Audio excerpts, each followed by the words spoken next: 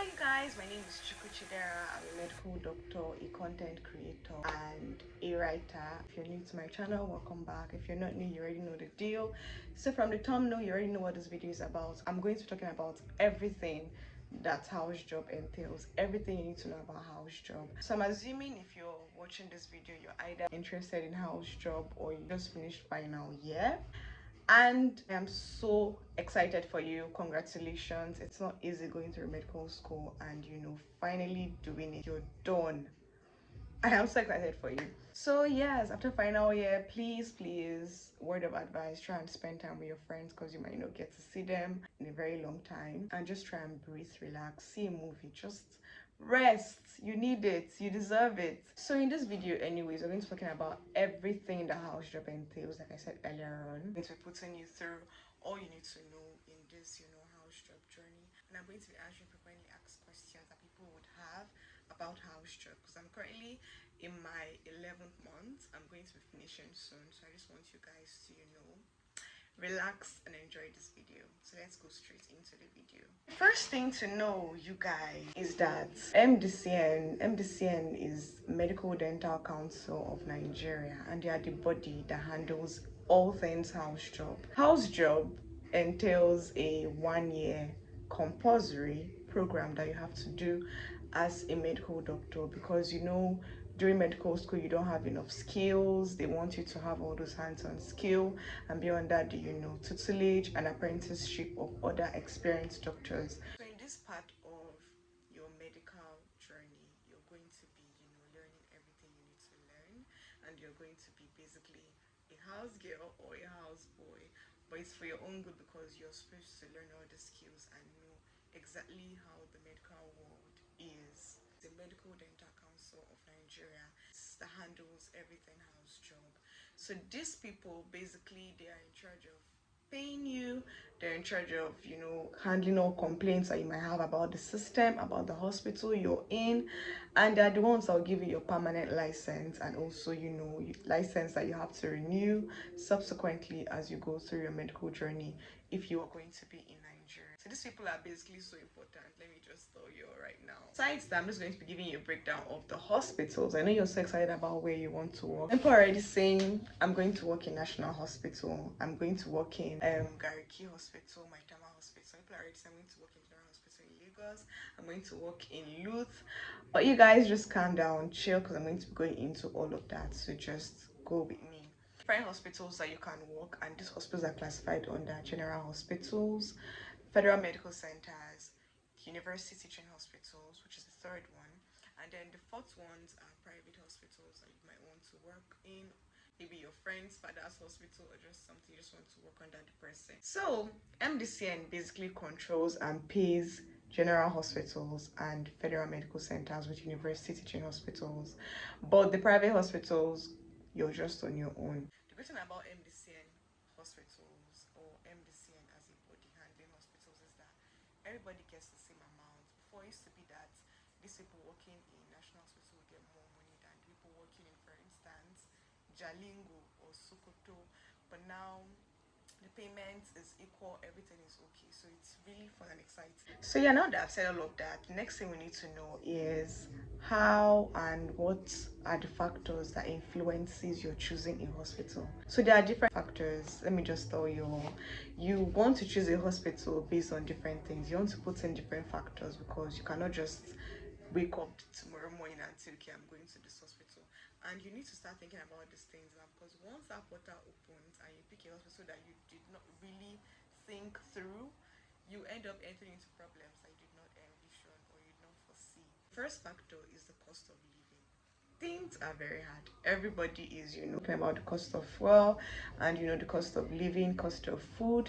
So you need to put all this thing in perspective, all of this in perspective, because if you just go to, for instance, Lagos, you don't know where you're going to, how you're going to be taking care of yourself, or you want to go to, for instance, Port Harcourt or Abuja, just so that you might be spending more than people staying in that places that are not really expensive. For places like Lagos, Abuja, Port Harcourt, even Asaba, you're going to just have to put it in your mind that you're going to be spending a lot of money on food and other things. So just understand that the cost of living is very important. The next thing is accommodation. accommodation.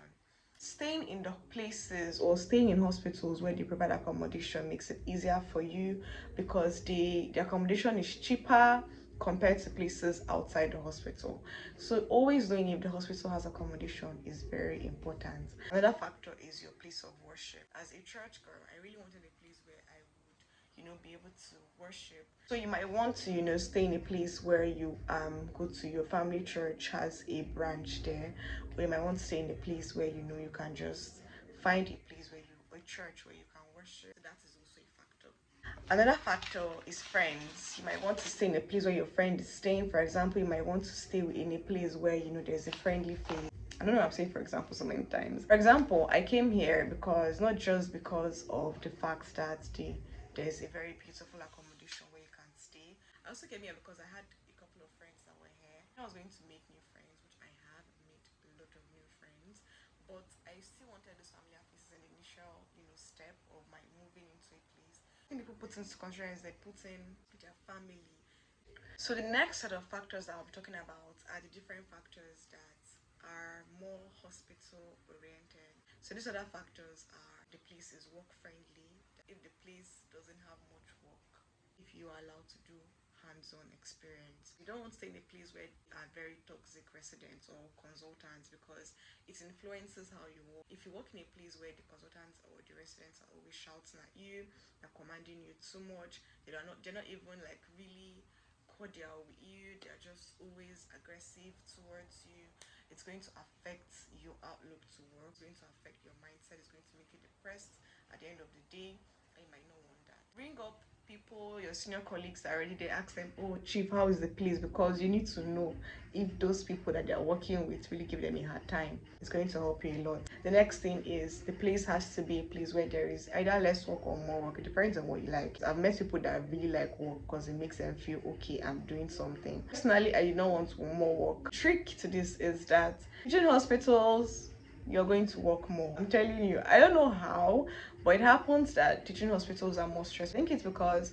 it's a teaching environment, there are students coming in, and then more patients are likely to come into those places. So if for people that like work, they might want to tend to go into the teaching hospitals. But if you do not like much work, federal medical centers are where you should be going to, or general hospitals. Those places people don't always go there, but then you still get to do what you want to do.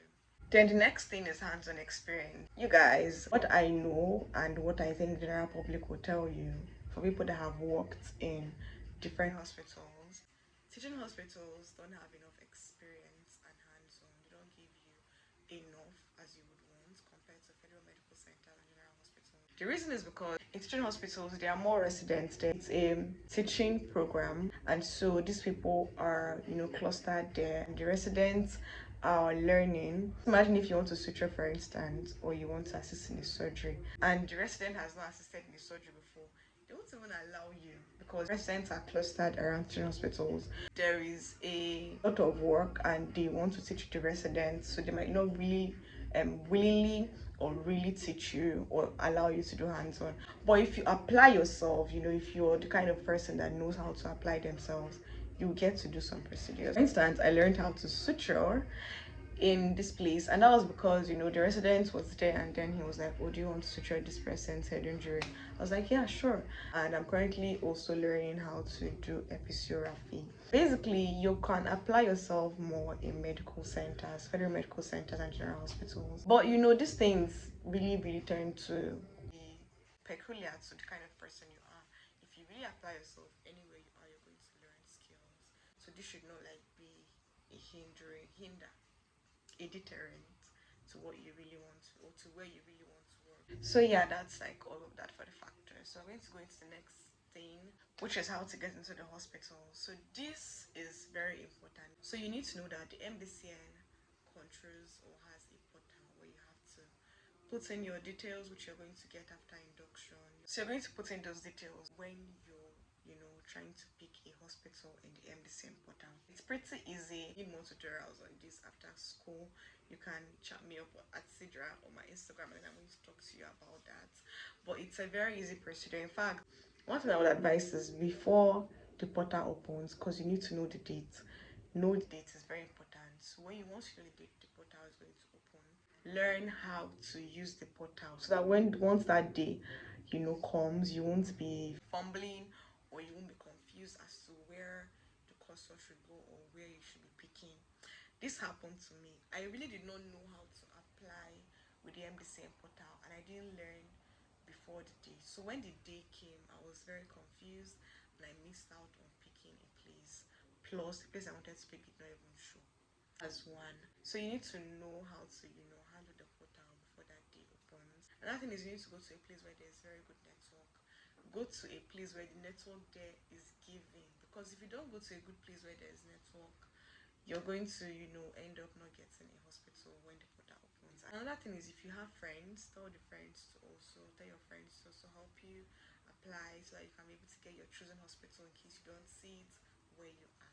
For general hospitals and hospitals that are not really federal medical centers and teaching hospitals, they are not in the portal, but MDCN will pay you, but they are not in the portal, so you have to apply differently. The way to go about this is you have to have a CV that accumulates everything you've done in medical school, your volunteering, these associations you were part of, your birth certificate, your local government or your state of origin letter. You have to have your application letter where you apply and tell them why they should pick you. But the real truth of the matter is that all of these particulars do not apply if you do not have connection. The thing is, and then they might not have space at that time, but MDCN portal, all those hospitals, they always have more space. So those are the factors that you need to put into consideration. I'm saying this because some people want to, stay in specific hospitals, either in Abuja, like I discussed earlier, or in Lagos. Lagos also has general hospital. It has other hospitals that are not in the portal. So you can do this, apply manually. For the online application, it's basically for federal medical centers and university hospitals all across Nigeria. The next one I want to talk about now, the common frequently asked questions that you might have concerning house job. Question is house job compulsory? Yes. You can't even practice because you don't even have a permanent license, and you're only issued a permanent license after you're done with house job. No house job, no permanent license. During house job, there are papers that you'll be given for you to sign from different places: medicine, surgery, O&G, and pediatrics. So you have to sign that you've gone through these 4 postings, and MDCN has to see it, and that's when they're going to issue you a permanent license. The pay is sum of 100,000 or over 100,000 naira for your permanent license. So what you have is a temporary license after medical school, your induction and all. So house job, in summary, is very compulsory. In fact, even if you're foreign trained, you have to come back to Nigeria and do house job if you really want to have a permanent license in Nigeria, or you want to practice anywhere in the world. Next question people always ask is, can I still read for exams? Maybe you want to prepare for exams like USMLE, which is the exam for people that want to relocate to the US, or UK, which PLAB, which is the exam that people that want to relocate to the UK, right? Or other exams like Australian medical exams. Yes, you can. I think it depends on you. If you've chosen a place where there is less work and you're ready to not really be fully involved in the housemanship program, then you can really go for writing your exam during your housemanship.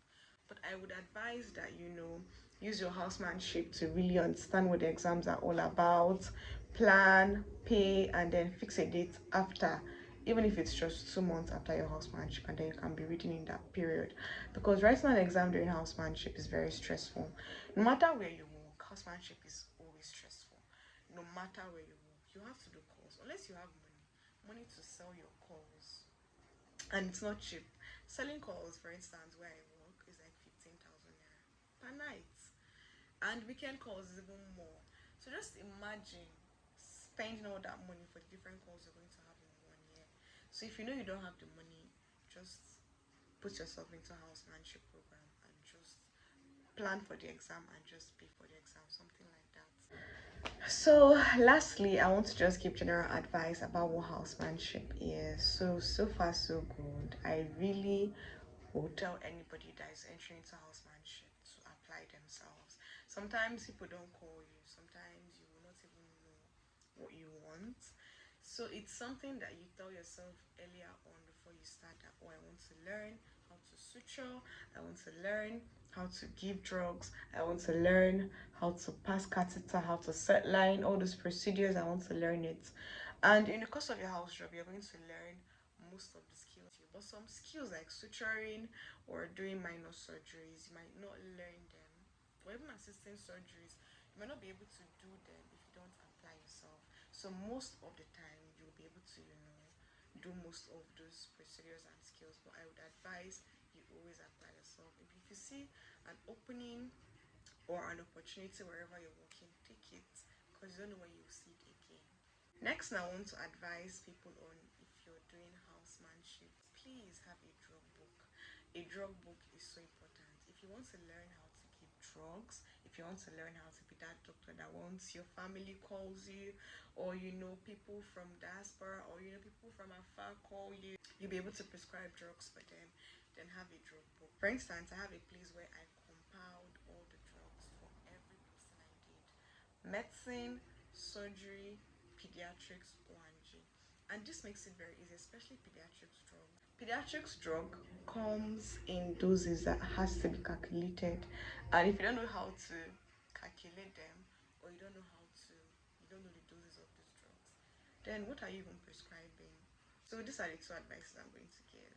And if you have any questions on house job, just let me know in the comment section, or on my Instagram, just chat me up at Sidra, and I'm going to, answer your questions in subsequent videos. So this is the end of the video. I hope this video was helpful. I hope you learned a lot. I'm going to see you in another video. Thank you so much for watching, and I wish you all the best in this next step of your medicine journey, which is housemanship. So basically, just enjoy the process and do not panic. Housemanship is not a panic session. So thank you so much for watching. If you've not subscribed to my channel and you're new, don't forget to subscribe before you go. Please subscribe. Please. So thank you, and I'll see you in the next video. Bye.